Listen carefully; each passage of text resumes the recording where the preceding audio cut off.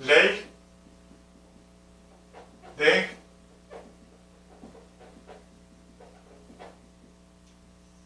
Ampère. Bien, ¿qué es la ley de Ampère? Simplemente la ley de Ampère establece una relación entre la integral del campo magnético a lo largo de una trayectoria cerrada con una corriente neta encerrada por esa trayectoria. Esa integral del campo magnético, ya que el campo magnético es un vector, de integral del campo magnético, que es un vector a lo largo de una trayectoria cerrada, si ustedes recuerdan eso se llama circulación del campo magnético. Entonces, lo que les dije matemáticamente es esto, que la ley de Ampère establece una relación entre la integral a lo largo de una trayectoria cerrada del campo magnético con la corriente neta encerrada por esa trayectoria cerrada. Si ustedes recuerdan, eso es análogo a la ley de Gauss, cuando vimos por allá en electrostática. ¿Qué dice la ley de Gauss? La ley de Gauss establece una relación entre el flujo eléctrico que atraviesa una superficie cerrada con una carga neta encerrada por esa superficie. ¿Recuerdan ustedes? Establece una relación entre el flujo neto que atraviesa una superficie cerrada que llamamos una superficie gaussiana con la carga, supongamos aquí carga positivo, negativo, con la carga neta encerrada por esa superficie. Esa integral de superficie cerrada del campo vectorial E.ds, campo eléctrico, esto es el flujo neto. O sea que establece una relación entre la integral del campo eléctrico a través de una superficie cerrada con la carga neta encerrada por esa superficie. ¿Recuerdan la ley de Gauss?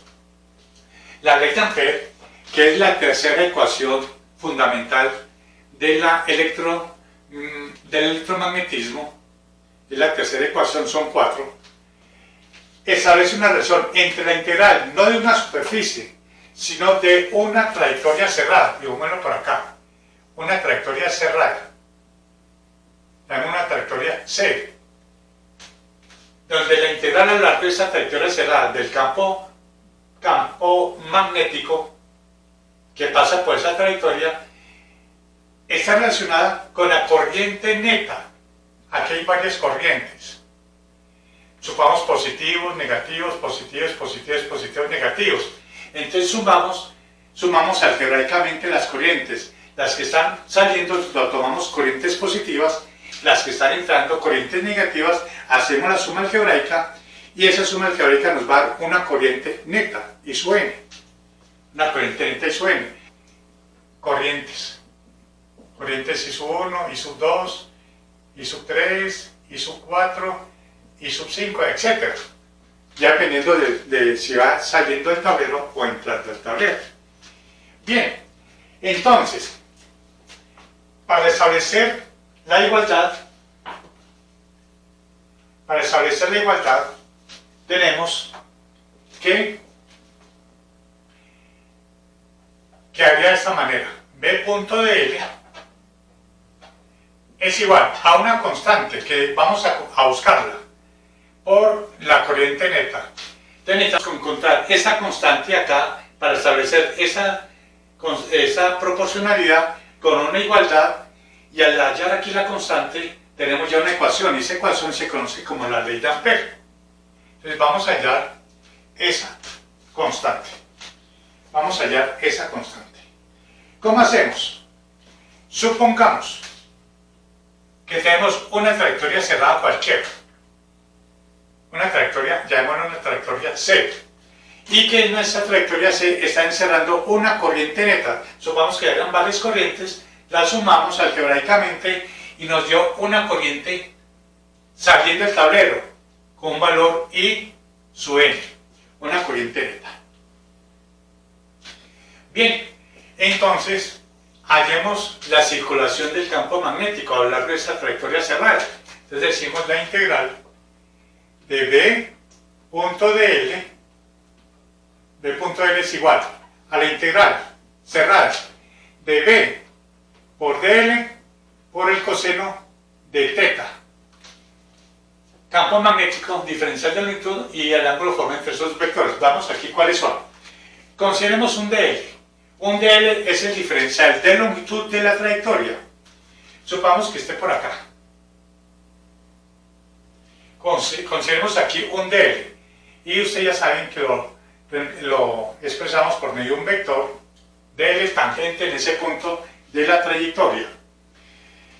Ese es DL. ¿Cuál sería el campo magnético en este punto debido a esta corriente?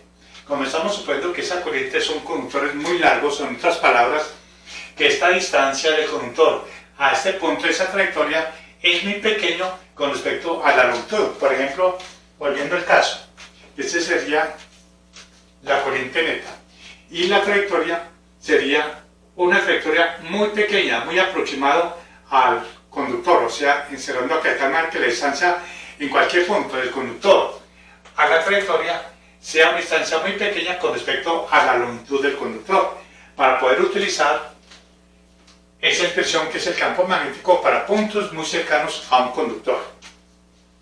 Entonces, con base a esa consideración, tenemos que esa sería el vector R, y nos quedaría que el campo magnético B.dl sería igual a la integral del campo magnético. El valor del campo magnético en ese punto debido a esta corriente es esa expresión mu sub 0 por I sub n sobre 2pi r. Ese sería el módulo, la magnitud, el módulo, esto y acá,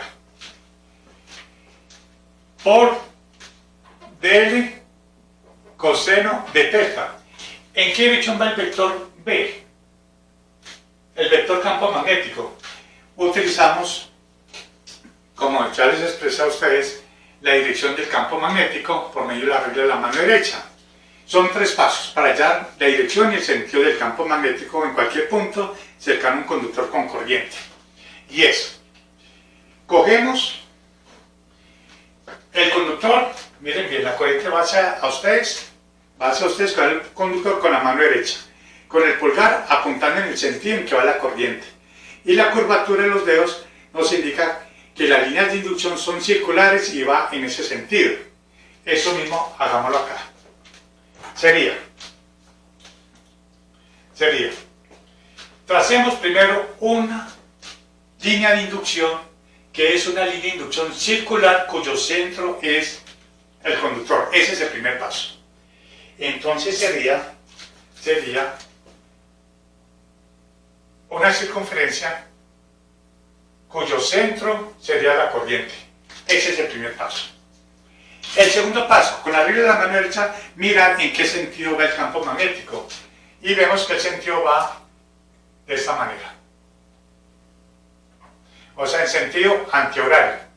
Tercer paso, trazamos una tangente por el punto donde yo quiero hallar el campo magnético, una tangente a esta línea de inducción que es una circunferencia. Siguiendo eso en el mismo sentido del campo magnético, o sea, este de acá. Ese sería entonces el campo magnético, la dirección del campo magnético producido por esa corriente. Como pueden ver, siempre el campo magnético, la dirección, va a formar 90 grados con el radio de esa circunferencia, de la línea de inducción. Por lo tanto, el ángulo θ sería este de acá. Ese sería el ángulo θ. Saquemos constantes.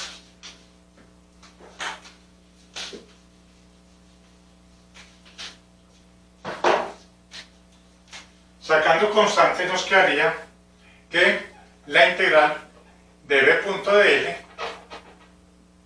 es igual mu sub 0, corriente neta, sobre 2pi, la integral a lo largo de la trayectoria cerrada de dl coseno de θ sobre r. Observen que tenemos 3 variables diferentes: diferencial de longitud de la trayectoria, el ángulo θ y r. ¿Cómo relacionamos eso a una sola variable? Veamos. ¿Qué es dl coseno θ? Dl coseno θ sería sería la proyección del dl en la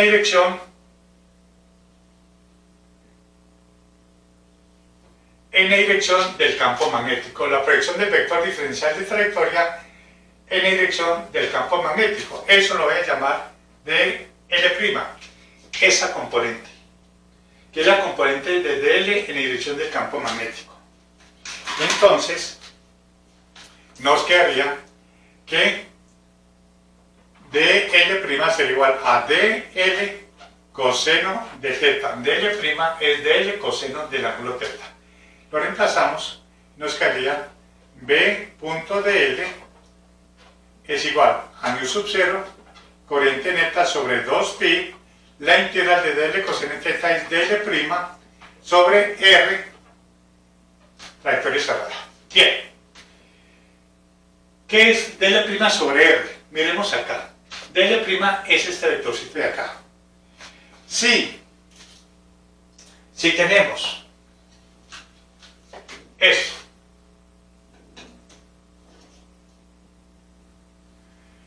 donde este ángulo, llamémoslo un ángulo de phi, que es el ángulo que subtiende este pequeño arco. Miren que dl' es un diferencial de longitud muy pequeñito, o sea que por geometría es como tener esto, un dl' subtendido por este ángulo de acá, que voy a llamarlo d phi. Este sería r y r. Entonces, por geometría, dl' es igual a que a r por d phi. Recuerden la longitud de un arco. La longitud de este pequeño arco, que es dl', es igual a r por el ángulo que subtiende ese arco, por d phi. Lo mismo ocurre acá. Este diferencial dl', ese pequeño arco, será igual a r, toda esta distancia, por este ángulo que voy a llamarlo d phi. Esto es d phi. Entonces, por lo tanto, decimos que dl' sobre r es d phi. La integral de b.dl es igual a μ sub 0, corriente neta, 2pi, la integral de dl' sobre r es d phi. Y ya podemos colocar los límites desde 0, y para abarcar toda esa trayectoria cerrada, el ángulo que debe recorrerse es de 0 a 2pi. 0 a 2pi. Entonces, esto nos quedaría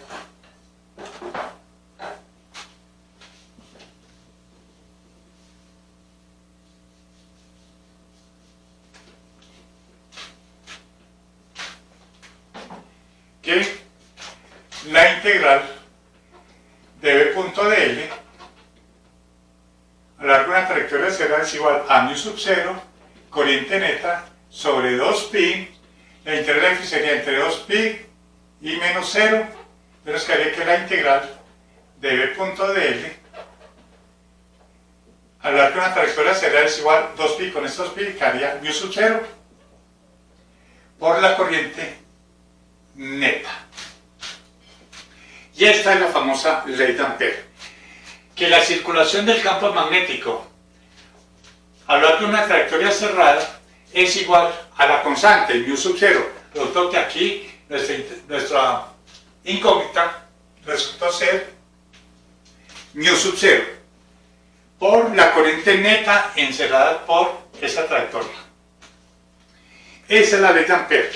Ahora, la ley de Gauss, recordemos la ley de Gauss, realmente se utiliza para hallar campos eléctricos de una manera muy fácil, siempre y cuando haya una alta simetría de carga en esa región del espacio. Es decir, que podamos construir una superficie gaussiana que en cualquier punto sobre esa superficie el campo eléctrico sea constante para sacarlo la integral a través de la superficie.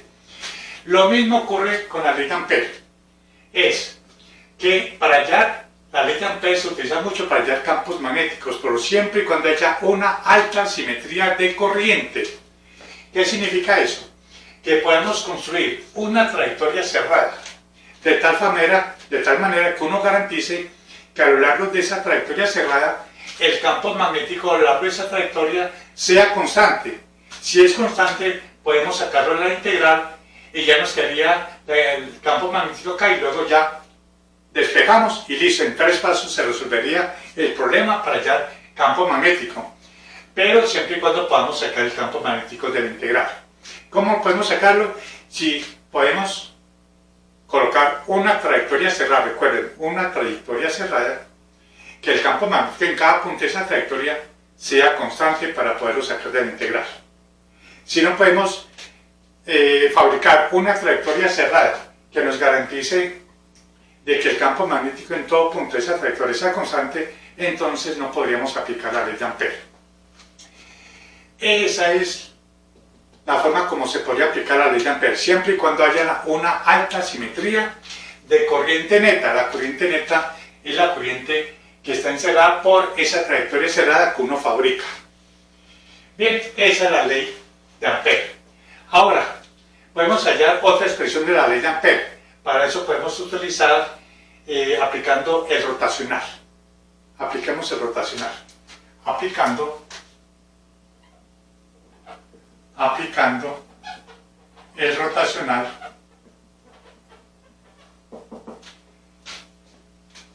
el rotacional, ¿a qué será igual? Esto será igual que a la integral ¿de quién? De nabla cruz B, punto ds, a través de una superficie. ¿Cuál superficie?